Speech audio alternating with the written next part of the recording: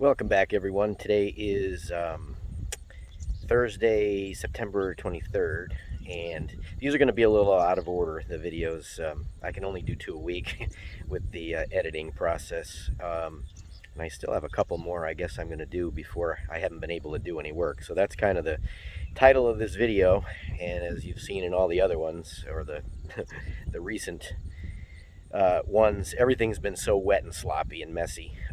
Well, we got a lot of rain, and I thought this would be a good time to show what I haven't been able to do. And also, with the number of new people that I see have subscribed, they may not even know what I'm doing or why I'm doing it, kind of, or what the reason was for why the dam is broken.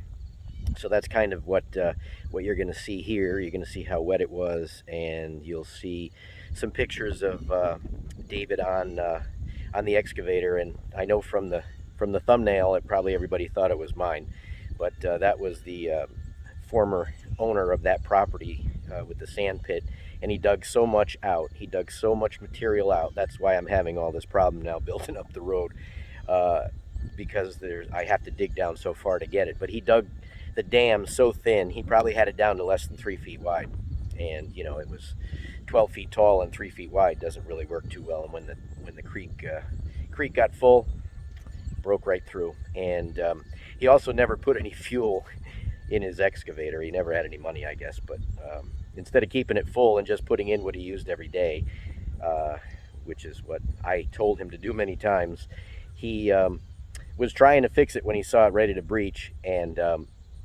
he ran out of fuel. And it's a whole story, but that whole thing was underwater. The only thing was the boom. That was the top of the boom that was sticking out of the water. I do have pictures of it. I couldn't find it right now to put in this video, but these are ones, and that's David looking at it, and he actually did get it running again, surprisingly enough. And that, if anybody wonders, that dozer that was in the background of that picture, that was my dozer. That was a D4 high track, but I got to get another one. But anyway, so that's what this video's going to be about. And then I did change the final drive oil on the Kobelco, and I put that that'll be like it won't be separate, but it'll be by itself. So anybody that wants to know how to change the final drive oil, or at least how I change the final drive oil, that'll be for that. And so next week I should be able to show, I think, 2 more videos. And with all this rain, it's so sloppy, messy over there. I don't even know when I'm going to be able to get back. I went and put the thumb back up yesterday, and I could barely walk over there to it. I was up to past my ankles, getting stuck to walk into it. So the sun is out now, and hopefully that will help it dry out for next week, and I can get back on that. But just a little preview, give you a little beginning narration as to what this video is about, and I might as well get to it.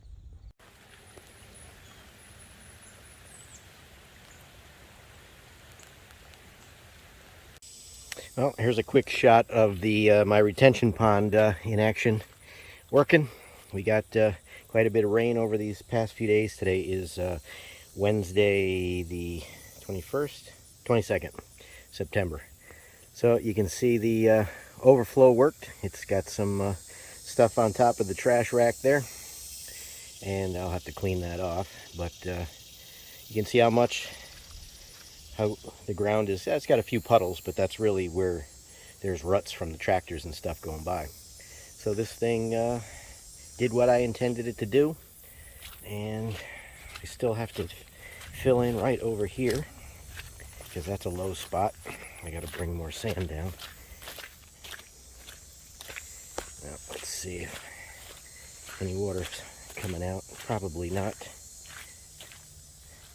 But there's the pipe. Yeah, it is. It's still draining a little bit. So that's working. So that's a good thing. It's nice when something actually works the way you want it to. So I still got to do a little more grading and stuff over here, but all that water would be over everything, and you wouldn't even be able to walk back here. So I'm happy. Here's a quick shot after this rain of the broken open dam that a lot of people haven't seen in a while or never saw before. It's we had a lot of material wash in. As I've said before, I've got to get out there and throw that back, but this will be the last thing that gets closed up. But now you can see the creek flowing in. This whole summer I've been feeding the creek. Pretty much all the water that's going out was what the springs under here produce, but after this rain, it's flowing pretty good in. So that float will probably, I got to keep an eye on my float that I never got to anchor. I got to make sure that it doesn't float down this end and try to go back out. So if it does, I'm gonna have to hop in the boat and go and put it where it's supposed to go. But I just thought I'd catch a quick shot of this, and maybe I'll go around the other part of the creek trail where it is and give you a look, and we'll see how far it's going, and I'll show you how far it's come up in the past. But and that's what made this break. Well, that's not the only thing that made it break. The guy dug out all the material to right about there, so there was about 3 feet of material. That's really why it broke. But you know, the 18 feet of water didn't hurt either. So all right, I'll walk over there and get another shot of it there. All right, here's the creek flowing. It's not really too high, but I should have taken it yesterday or the day before. There was no water. There was hardly any water at all. It was about 3 inches of water running by. Now, to give you a perspective, in the hurricane in 2018, and there was one in 17, the water actually came up over here. There was about 2 feet of water in all the woods here, all the way down. I'm gonna take a video.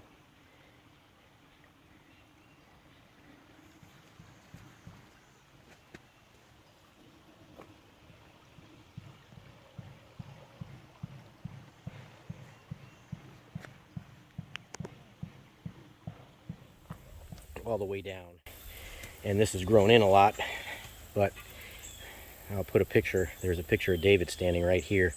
I believe it was 2018. It might have been 17, but it's 18.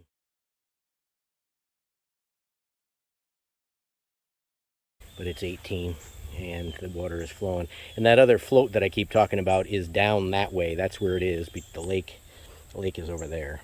Well, it goes that way, but where the float is probably 100 yards that way. I got to get it out when I get to that side. But yeah, so this is the first time all summer that any water has really been flowing in here, so thought I'd get a shot of it. Well, I was able to find the picture of the excavator, and that's a 200. It's a Hyundai 200. And I think before I got this picture, the water was actually even a little bit higher over the top of that, but that's where I got the picture. And then I've got a picture of the drag line there. You can go back and find that video of that one being ripped apart. That was a painful one to watch, but that's for another story. And then you'll see here all the pictures of David looking at it. And like I said, you'll see the dozer in the background. But I just thought this would be informative to people who never saw any of this before. So that's about it for that. And now we'll get to the final drive oil change.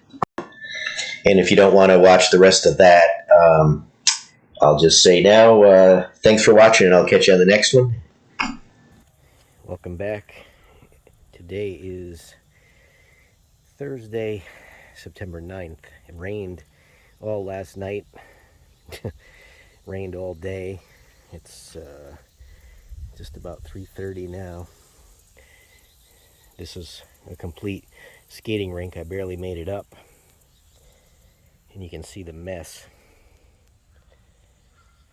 Well, I got my proper size hex sockets, so I was coming out to see how they were. If I get the right one, maybe I can change it today. I mean, just look, there's no way.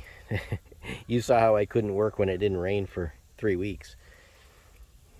You know, and unfortunately I got myself a valley right there, because that's where I finished, and I couldn't do any more. So I'm not even sure I'll be able to change the oil in this thing. Final drive oil is what I'm talking about, not the engine oil.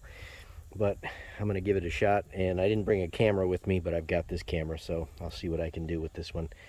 But we'll see. But it doesn't look like I'll be out here working until at least next week, the way it looks right now. Now, let me see if I can make it over there. I would go on myself, like with the camera on, but I still have to carry this stuff, and I don't want to fall into this muck. All right. Well, the first thing I did is clear out the plugs. I brought a pick with me yesterday when I was going to do this initially. Well, I actually did do this, and then I got it more in the muck. And I bring a bucket with a lid with a brush so I can wash it out, because there's no way to get over here. Let's go see how the other side is. I'll leave the camera on so you can see what a mess this is. I mean, there's no good way to get over here. Look at the mess. Alright. I can't even stand up. Alright, so here's one right here. I can't even see the camera screen, so hopefully it's pointing at it. This is all packed in.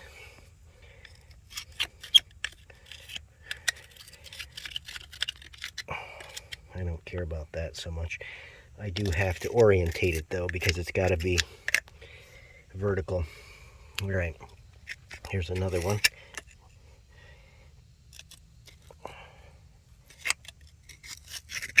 You don't want that dirt going back in there, or not back in there, but you don't want it going in there when you pull it out. And it should be there somewhere. There it is.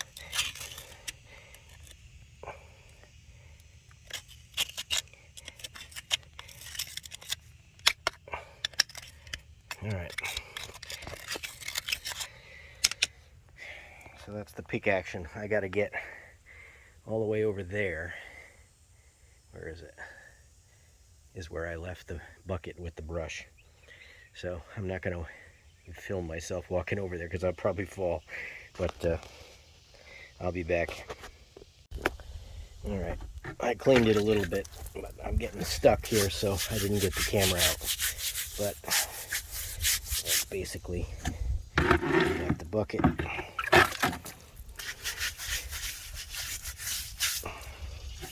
You gotta keep cleaning it off, otherwise you keep just putting mud back in. But what I'm trying to do is get it all obviously out of where the hex head goes, but also around it, because I don't want dirt to get on that.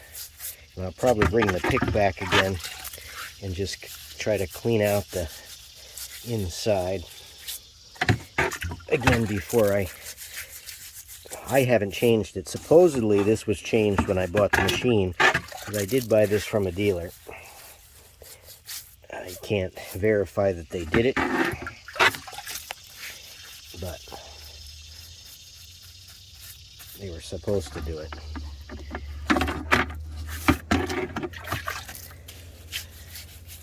Alright, well, that's good enough so you can see. I'm going to get on the other side. Alright, today is Saturday, September 11th, and I finally got the proper size hex socket. So if anybody's got a Kobelco, at least this is a 250, any of the twos I guess will probably have the same size. It's 12 millimeter. It was very difficult to get. Drove all over the place, but finally got it. So I just wanted to make sure. I got to orientate, obviously, the fill in the drain, so that I need to move forward a little bit on this one just to get the drain on the bottom. But I just wanted to point that out before I do it. So let me warm this up a little bit and move forward. And as you can see, it's still mucky. This will be the third day after the rain, I guess. And I don't think I'll be working over here anytime soon. I'll probably try to get up there and go back out next week. I'll go back out onto what's left of Goose and dig up as much of that as I can, and stockpile it. Like I said, I was going to leave it, but it doesn't matter. I know I'll end up using it. So if I have to just pile it up for now, that'll be fine. So, all right, let me get this moved up and change this. All right, here's what I needed to break it loose. The impact, and that thing's pretty strong. It does like 1,300 foot-pounds. It would not break it loose.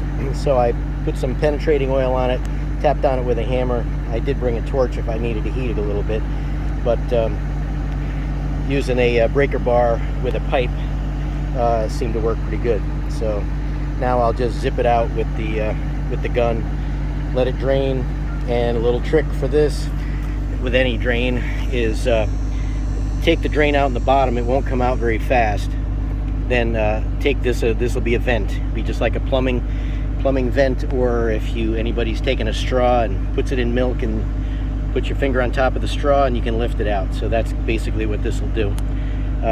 So once that all drains, close it back up and just fill it up until it goes here, and 1.2 gallons is what it says it'll take, so it'll be somewhere in that vicinity.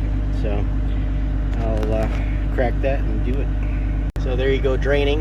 It's a nasty smell. Just be aware of that when it comes out. It is nasty.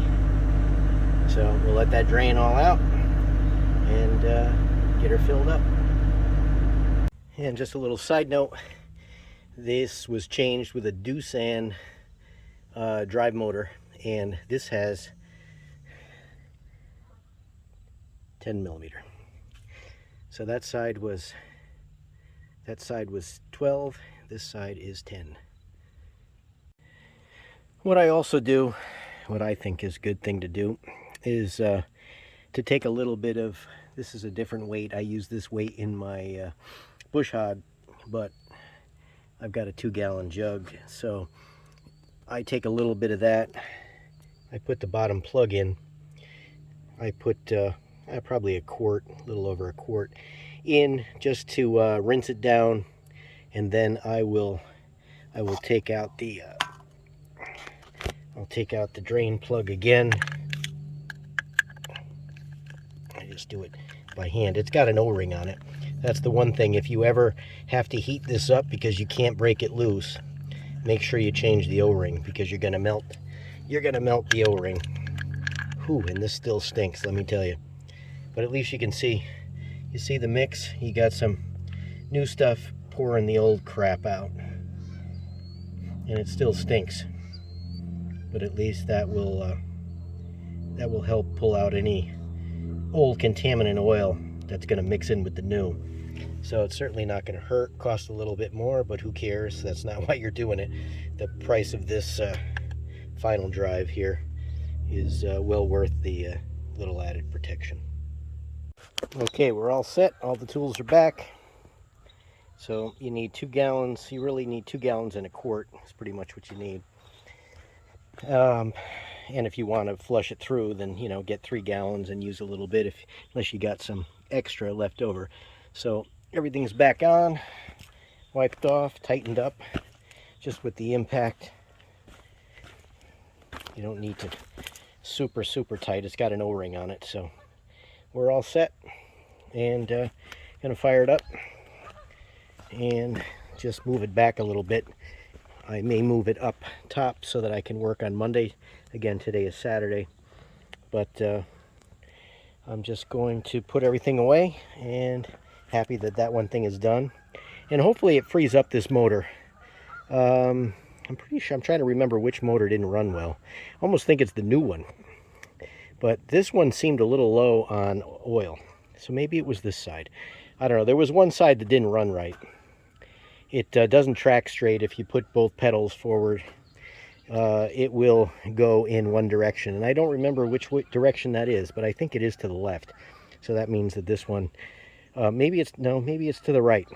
I don't know. I can't remember, but I'm hoping it's the old one, not the new one, because that definitely is a new motor on that side. So, well, that's about it for that. So let's see how it runs, and I'll let you know when I get out here for Monday's video.